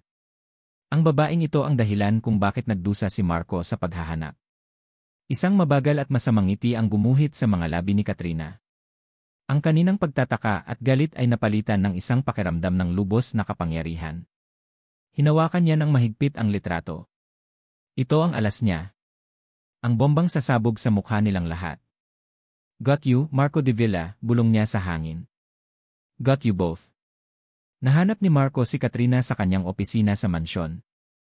Nakaupo ito sa kanyang silya, ang silya ng mga De Villa, na parabang matagal na itong reyna roon. Nakapatong ang mga paa nito sa kanyang mesa, at sa kamay nito, hawak-hawak ang isang bagay na nagpatigil sa pagtibok ng puso ni Marco. Ang litrato ni Isabela kasama ang mga anak nito. Saan mo yan nakuha? Tanong ni Marco, ang boses ay mababa at puno ng panganib. Dahan-dahan niyang isinara ang pinto sa kanyang likuran. Umiti lang si Katrina. Isang ngiting malamig at puno ng tagumpay. Hindi na mahalaga kung saan ko nakuha, Marco, darling. Ang mahalaga, alam ko na. Tumayo ito at dahan-dahang lumapit sa kanya, iwinawagayway ang litrato na parang isang bandila ng panalo. 8 taon. 8 taon kang naghanap. 8 taon kang nagdusa. At sa buong panahong iyon, ang mga pamangkin mo ay itinatago lang pala ng isang hamak na babae. Napapikit si Marco ng mariin. Ang pinakamasama niyang kinatatakutan ay nagkakatotoo. Katrina, ibigay mo sa akin yan. Bakit? Para itago mo ulit ang lahat, humalakhak ito. Hindi mo ba nakikita, Marco? You've been lying to everyone. Lalo na sa sarili mo. At sa babaeng yon.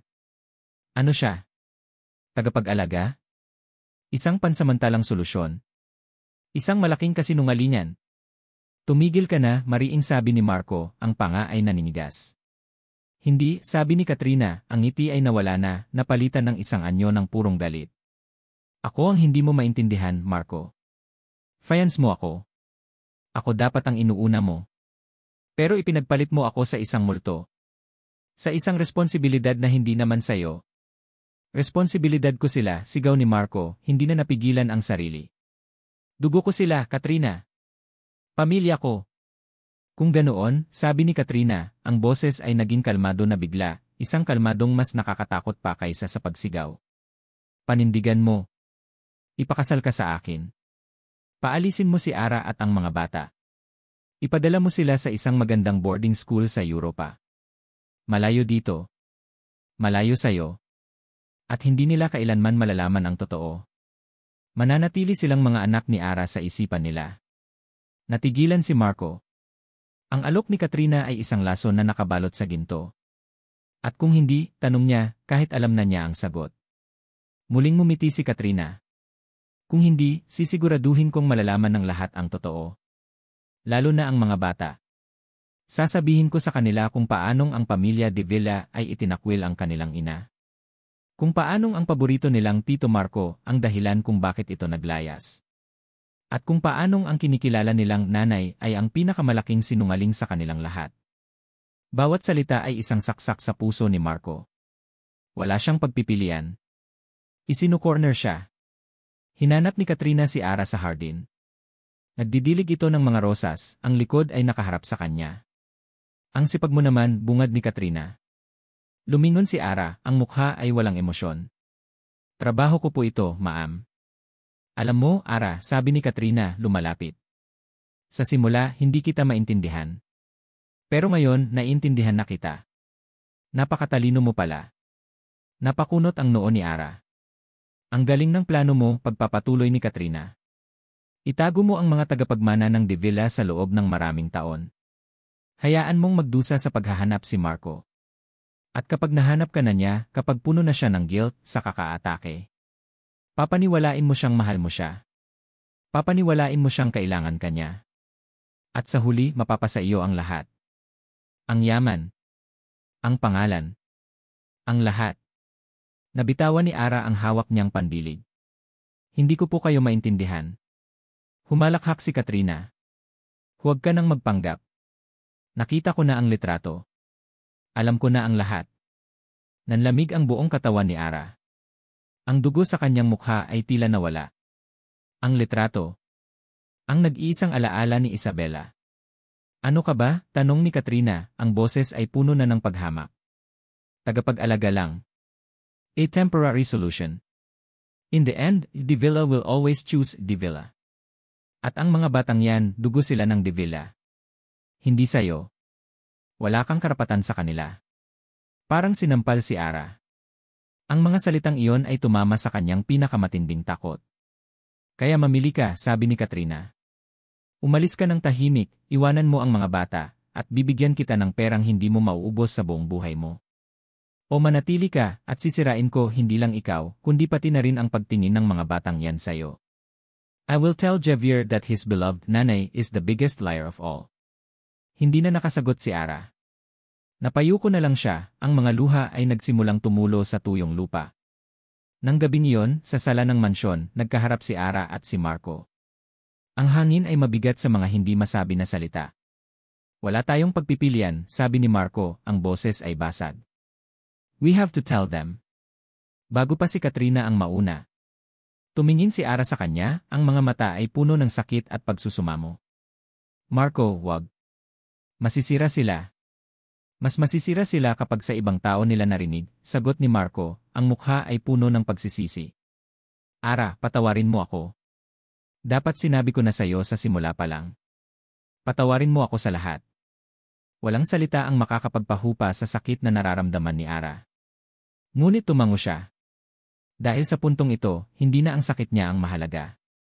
Ang mahalaga ay ang mga bata. Tinawag nila ang 5. Pumasok sila sa sala, ang mga mukha ay masaya at walang kamuwang-muwang galing sa paglalaro sa labas. Bakit po, Tito Marco? Nay, tanong ni Javier, ang ngiti ay abot sa kanyang mga tainga. Naupo si Ara at si Marco sa sofa, kaharap nila. Kinuha ni Ara ang kamay ni Joy at ni Janela. Hinawakan ni Marco ang balikat ni Javier. Tumingin sila sa isa't isa, isang huling pag-uusap ng mga mata. Isang kasunduan. Isang paghahanda para sa pagsabog. Huminga ng malalim si Ara, ang puso niya ay parang pinipiga. Ang mga mukha ng kanyang mga anak, ang mga mukha na minahal niya higit pa sa kanyang sariling buhay, ay nakatingin sa kanya, naghihintay.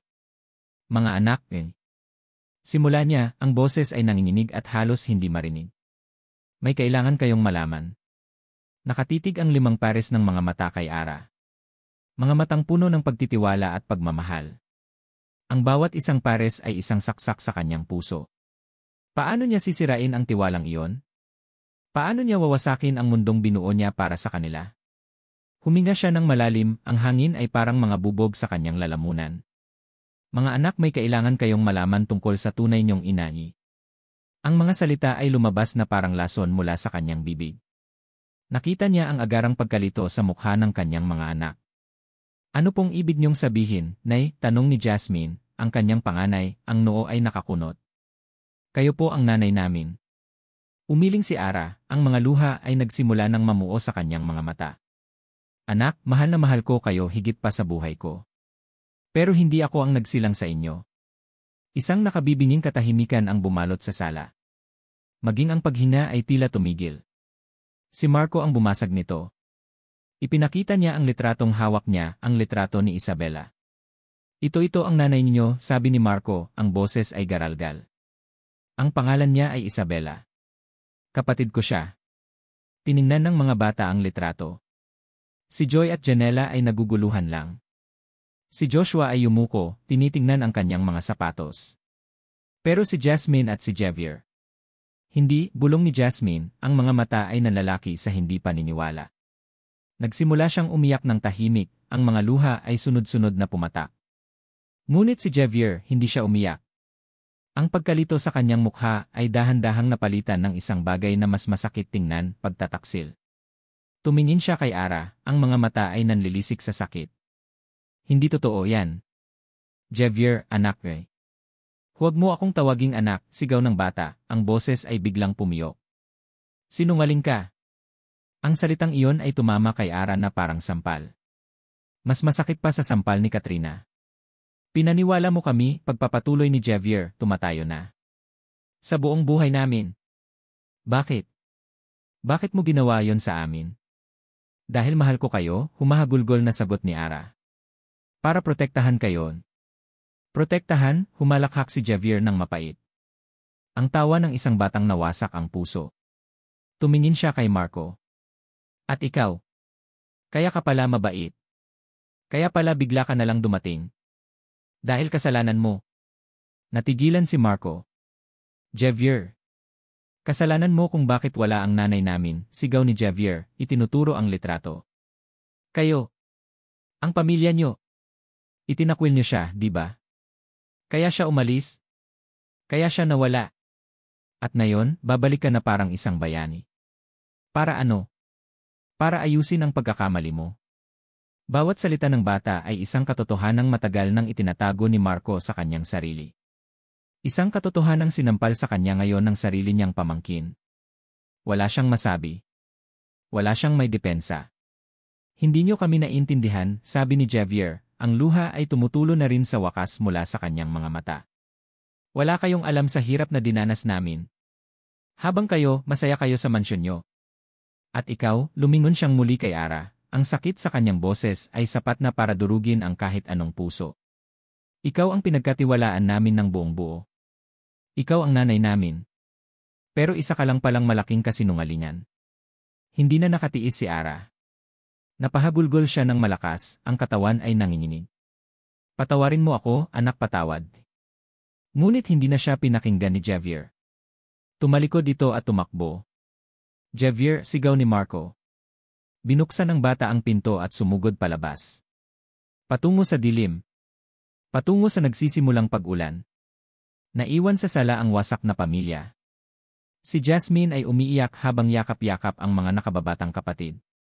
Si Ara ay nakaluhod na sa sahig, ang mga kamay ay nakatakip sa kanyang mukha, ang mga hikbi ay walang katapusan. Naramdaman niya ang isang kamay sa kanyang balikat. Si Marco. Nang tuminala siya, nakita niya ang sarili niyang sakit sa mga mata nito. Isang sakit na pinalaki ng pagsisisi. Kailangan ko siyang hanapin, sabi ni Marco. Sasama ako, mabilis na sagot ni Ara, pinupunasan ang kanyang mga luha, sinusubukang tipunin ang natitira pa niyang lakas. Tumango si Marco. Humarap siya kay Jasmine. Jasmine, bantayan mo ang mga kapatid mo. Huwag kayong aalis dito. Babalik kami agad. Pangako. Tumango lang ang dalagita, ang mukha ay basang-basa ng luha. Nang tumayo si Ara, pakiramdam niya ay 100 taon ang idinagdag sa kanyang edad. Ang bawat hakbang palabas ng pinto ay mabigat. Sinalubong sila ng malakas na buhos ng ulan, na parabang nakikidalamhati ang langit sa kanilang pighati. Sa gitna ng kadiliman at rumaragas ang ulan, sumigaw si Marco. Javier! Ang sigaw niya ay sinagot lamang ng tunog ng hangin at ulan. Napasandal si Ara sa pader ng mansyon, ang ulan ay humahalo sa kanyang mga luha. Ang kanyang pamilya, ang kanyang buhay, ang lahat ng pinaghirapan niyang buuin ay gumuho na. Wasak. At hindi niya alam kung paano pa ito bubuin muli. Ang ulan ay walang awa. Bawat patak ay parang yelo na tumatama sa kanilang balat. Basang-basa na si Marco, ang kanyang mamahaling damit ay nanlalagkit sa kanyang katawan. Ngunit hindi niya ito alintana. Ang tanging nararamdaman niya ay ang lamig sa kanyang puso at ang apoy ng pag-aalala para kay Javier. Javier! Nasaan ka? Sigaw niya ulit, ang boses ay paos na, nilalamon ng lakas ng ulan. Sa tabi niya, si Ara ay nanginginig. Hindi niya alam kung dahil sa lamig o sa takot. O marahil ay sa pareho. Naghiwalay sila. Hinanap ni Marco ang lugar malapit sa mga kwadra ng kabayo, iniisip na baka nandoon si Javier, malapit kay Silakbo. Si Ara naman ay tumakbo papunta sa Maylawa. Ang bawat anino ay nagiging halimaw sa kanyang isipan. Ang bawat kaluskos ay nagpapatindig ng kanyang mga balahibo. Makalipas ang halos 1 oras na walang saysay na paghahanap, muli silang nagkita sa may puno ng akasya, sa tabi ng treehouse na binuo nila. Pareho silang pagod. Parehong bigo. Parehong basang-basa sa ulan at luha. Napasandal si Marco sa puno, napasabunot sa kanyang buhok sa sobrang frustrasyon. Wala. Wala siya kahit saan. Napaupo si Ara sa basang damuhan, nawalan na ng lakas. Dito na ba magtatapos ang lahat? Sa isang gabi ng trahedya. Kasalanan ko to, bulong ni Marco, ang boses ay puno ng pait. Kung naging mas mabuti lang akong kapatid kay Isabela, kung hindi ko lang siya hinusgahan, hindi sana mangyayari ang lahat ng to. Sa unang pagkakataon, nakita ni Ara ang tunay na Marco de Villa. Hindi ang mayamang amo. Hindi ang misteryosong estranghero. Kundi isang taong wasak, isang taong binabagabag ng multo ng nakaraan, tulad niya. Hindi lang ikaw ang may kasalanan, mahinang sagot ni Ara, nakatingin sa kawalan. Ako rin. Nagsinungaling ako. Sa bawat araw sa loob ng 8 taon, nagsinungaling ako. Akala ko, tama ang ginagawa ko. Akala ko, pinoprotektahan ko sila. Pero ang totoo, pinoprotektahan ko lang ang sarili ko. Natakot ako na kapag nalaman nila ang totoo, mawawala sila sa akin. Umupo si Marco sa tabi niya. Hindi na mahalaga ang ulan. Hindi na mahalaga ang putik. Sa sandaling iyon, sila lang dalawang taong hubad ang kaluluwa sa ilalim ng maunos na langit. Mahal kita, Ara, biglang sabi ni Marco, ang mga salita ay tila isinuka mula sa kaibuturan ng kanyang puso. Hindi bilang pasasalamat. Hindi dahil sa obligasyon. Mahal kita dahil sa kung sino ka. Dahil sa tapang mo. Dahil sa pagmamahal mo sa mga batang iyon, isang pagmamahal na mas totoo pa kaysa sa dugo. At natakot akong sabihin sa iyo dahil alam kong hindi ako karapat-dapat. Dahil sa lahat ng kasinungalingan ko. Tumingin si Ara sa kanya. Sa gitna ng sakit, isang maliit na kislap ng init ang naramdaman niya. Mahal din kita, Marco, sagot niya, ang mga salita ay kasing totoo ng buhos ng ulan. At natakot akong mahalin ka dahil akala ko, imposible. Akala ko, isa ka lang panaginip na kailangan kong gisingan. Sa gitna ng unos, sa gitna ng kanilang pagkawasak, sa wakas ay natagpuan nila ang katotohanan. Hinawakan ni Marco ang kanyang kamay. Ang paghawak na iyon ay hindi na naglalaman ng pag-aalinlangan. Iyon ay isang pangako. Hahanapin natin siya, sabi ni Marco. Magkasama. Tumayo sila, may bagong lakas. Nag-isip si Marco. Saan pa ba maaaring pumunta ang isang batang nasasaktan? Ang lumang bodega, sabay nilang sabi. Tumakbo sila papunta sa isang lumang istruktura sa dulo ng hasyenda, isang bodega na hindi na ginagamit. Dahan-dahan nilang itinulak ang malaking pinto. Umugong ito sa kalumaan. Sa loob, madilim at maalikabok. Ngunit sa isang sulok, sa ibabaw ng mga lumang sako ng abono, nakita nila siya. Si Javier. Nakaupo, yakap-yakap ang kanyang mga tuhod. Nanginginig. Umiiyak. Dahan-dahang lumapit si Ara. Si Marco ay nanatili sa may pinto, ibinibigay sa kanila ang kanilang sandali. Umupo si Ara sa tabi ni Javier, hindi nagsasalita. Hinayaan niya lang itong umiyak. Nang medyo huminahon na ang bata, saka siya nagsalita. Patawad, anak, sabi ni Ara, ang boses ay malambing. Patawad kung nasaktan kita. Bakit hindi niyo sinabi? Tanong ni Javier, hindi tumitingin sa kanya. Dahil duwag ako, aminado ni Ara. Pero ang pagmamahal ko sa inyo, Javier, hindi yun kasinungalingan. Mula nang kargahin ko kayo sa mga bisig ko, kayo na ang naging buhay ko. Kayo ang naging pamilya ko. Hindi man ako ang tunay mong ina sa dugo, pero sa puso ko, Javier, ikaw ang tunay kong anak. At iyon, hinding-hindi magbabago yon. Tumingala si Javier sa kanya, ang mga mata ay namumugto at puno ng sakit. Pero iniwan niya kami. Ang tanong na iyon ay tumusok sa puso ni Ara. Umiling siya. Hindi, anak. Hindi kayo iniwan ng nanay niyo. Mahal na mahal niya kayo. Kung mahal niya kami, nasaan siya? Huminga ng malalim si Ara. Ang nanay niyo, si Isabela, nagkasakit siya, anak. Isang sakit na hindi na kayang gamutin. Bago siya nawala, ipinangako niya sa akin na alagaan ko kayo. Namamahalin ko kayo na parang tunay kong mga anak. Napoprotektahan ko kayo sa lahat. At iyon ang sinubukan kong gawin kahit na sa maling paraan. Idinukot niya mula sa kanyang bulsa ang isang bagay na palagi niyang dala, isang maliit at kupas na kwintas na may pendant na hugis araw. Ibinigay ito sa kanya ni Isabela bago ito mamatay. Ito, sabi ni Ara, ipinakikita ang kwintas kay Javier. Ito ang ibinigay niya sa akin. Sabi niya, ito raw ang magpapaalala sa akin na kahit gaano kadilim ang gabi, palaging sisikat ang araw. Kayo ang araw niya, Javier. Kayo ang liwanag niya. Tinitigan ni Javier ang kwintas, pagkatapos ay tumingin kay Ara. Ang galit sa kanyang mga mata ay unti-unting napapalitan ng pag-unawa ng isang malalim na kalungkutan. Patawad po, Nay, bulong nito, ang boses ay basag. Ang salitang inay ay ang tanging kailangan ni Ara. Napahagulgol siya at niyakap ng mahigpit ang bata.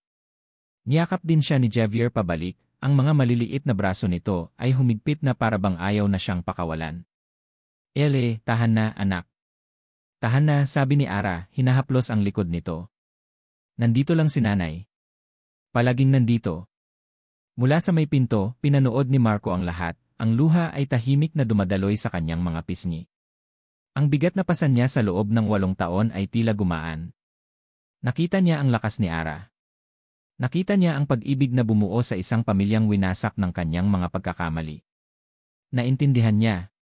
Ang paghilom ay hindi nangangahulugang paglimot sa nakaraan. Ang paghilom ay ang pagtanggap dito, at pagpili na bumuo ng isang bagong kinabukasan mula sa mga pira-piraso nito. Ngunit alam din niya na may isa pang sugat na kailangan niyang isara. Isang lason na kailangan niyang alisin sa kanilang paraiso. Si Katrina. Nang makabalik sila sa mansyon, balot ng kumot at pag-aalaga, pinatulog nila si Javier kasama ng kanyang mga kapatid na nagising at umiyak sa tuwa nang makita ang kanilang kuya.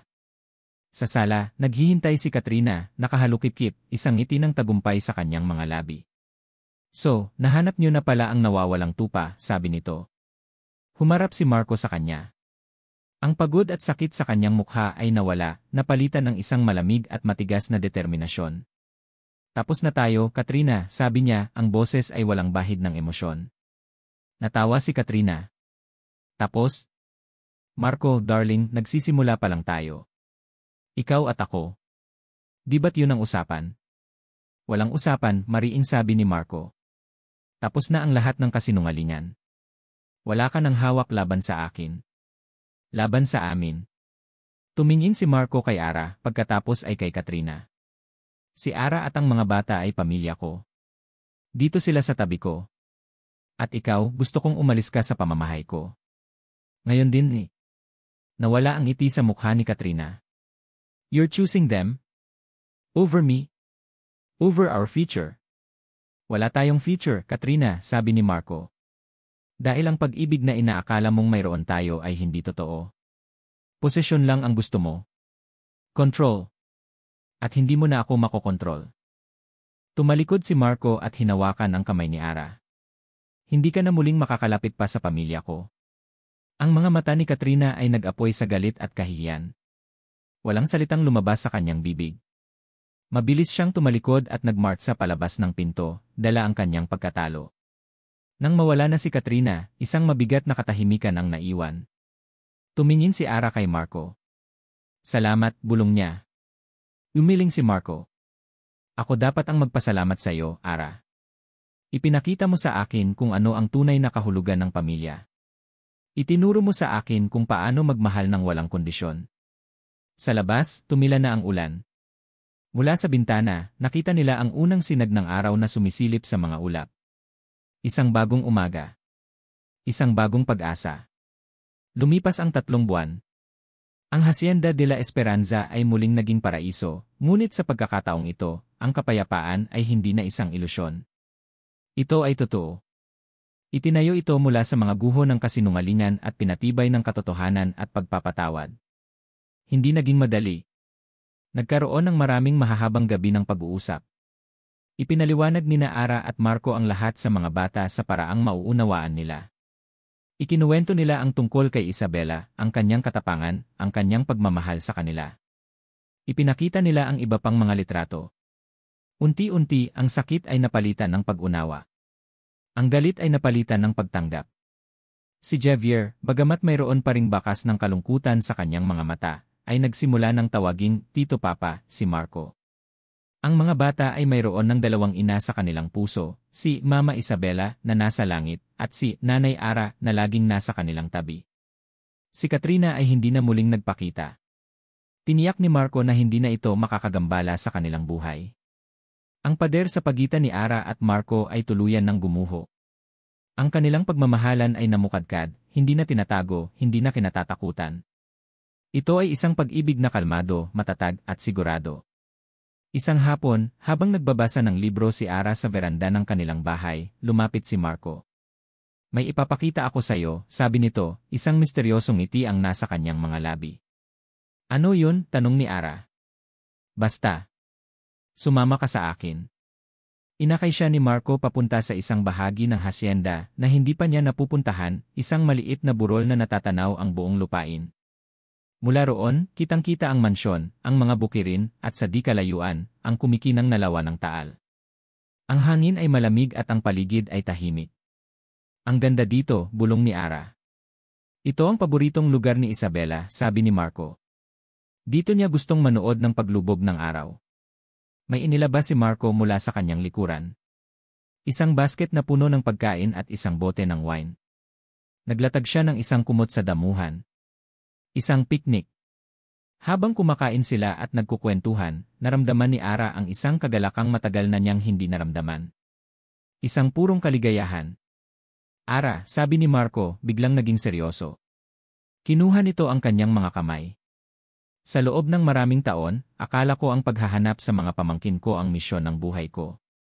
Akala ko, kapag nahanap ko sila, mabubuo na ulit ako. Tumingin ito ng diretsyo sa kanyang mga mata. Pero nagkamali ako. Sila ang nagdala sa akin sa tunay kong misyon. Ang mahanap ka. Ikaw ang kulang sa buhay ko, Ara. Ikaw ang bumuo sa akin. Naramdaman ni Ara ang pag-init ng kanyang mga mata. Hindi ko maibabalik ang mga taon na nasayang, pagpapatuloy ni Marco. Hindi ko mabubura ang sakit na idinulot ng mga kasinungalingan. Pero maipapangako ko sa iyo ang lahat ng araw na darating. Isang buhay na puno ng katotohanan, respeto, at pagmamahal. Dahan-dahan, lumuhod si Marco sa kanyang harapan. Mula sa kanyang bulsa, kinuha niya ang isang maliit na kahon. Binuksan niya ito. Sa loob, may isang singsing, hindi ito malaki o magarbo. Simple lang ito, isang maliit na diamante na kumikinang sa ilalim ng papalubog na araw. Araceli Santos, sabi ni Marco, ang boses ay nanginginig sa emosyon. Will you build a new beginning with me? Papayag ka bang maging asawa ko? Napuno na ng luha ang mga mata ni Ara. Hindi siya makapagsalita. Tumango lang siya ng paulit-ulit, isang malaking ngiti ang nasa kanyang mga labi. Isinuot ni Marco ang singsing sa kanyang daliri. Tamang-tama. Perpekto.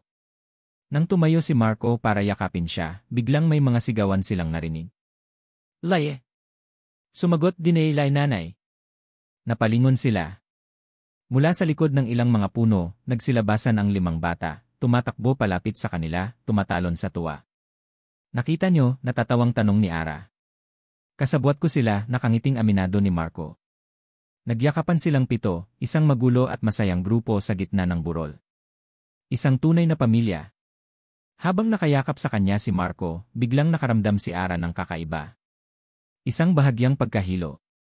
Isang pamilyar na pakiramdam. Kumalas siya sa yakap at napahawak sa kanyang tiyan. Napansin ito ni Marco. Anong problema? Ayos ka lang, nag-aalalang tanong nito. Tumingin si Ara sa kanya. Tumingin siya sa 5 bata na masayang naglalaro. Tumingin siya sa papalubog na araw. Kailan ba ang huling gi? Hindi niya matuloy ang tanong. Ang pag-aalala sa mukha ni Marco ay dahan-dahang napalitan ng pagtataka. Pagkatapos ay ng isang dahan-dahang pagsilay ng pag-unawa, at sa huli, ng isang hindi maipaliwanag na kagalakan. Napatingin sila sa isa't isa, ang mga mata ay nanlalaki. Isang bagong pag-asa. Isang bagong kabanata. Hinawakan ni Marco ang kamay ni Ara at dahan-dahan itong inilagay sa kanyang tiyan.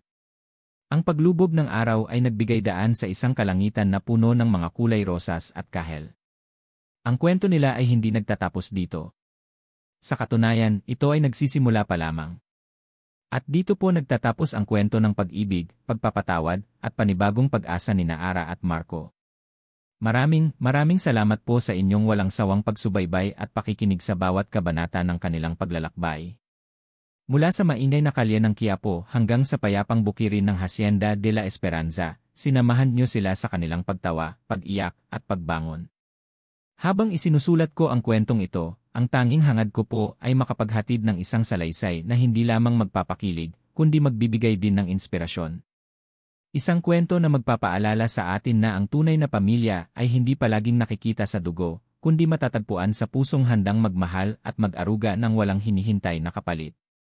Nais ko pong iparating na ang bawat isa sa atin, tulad ni Ara at ni Marco, ay may kanya-kanyang pasanin at mga lihim na itinatago. Ngunit ang kwento nila ay nagtuturo na hindi pa huli ang lahat para magpatawad, hindi lamang sa iba, kundi pati na rin sa ating mga sarili. Dahil sa pagpapatawad lamang natin matatagpuan ang tunay na kapayapaan at ang lakas na bumuo ng isang mas magandang kinabukasan. Sana po ay napulutan niyo ng aral at pag-asa ang kwento ni Ara at Marco. Ang kanilang paglalakbay ay nagpapatunay na kahit sa pinakamadilim na unos, laging may sisikat na araw. Muli, mula po sa kaibuturan ng aking puso, maraming salamat. Hanggang sa susunod nating pagkikita sa panibagong kwento ng pag-ibig. Ano po ang masasabi ninyo sa kanilang naging kapalaran? I-comment lamang po sa ibaba ang inyong mga saloobin. Lagi ko po kayong binabasa.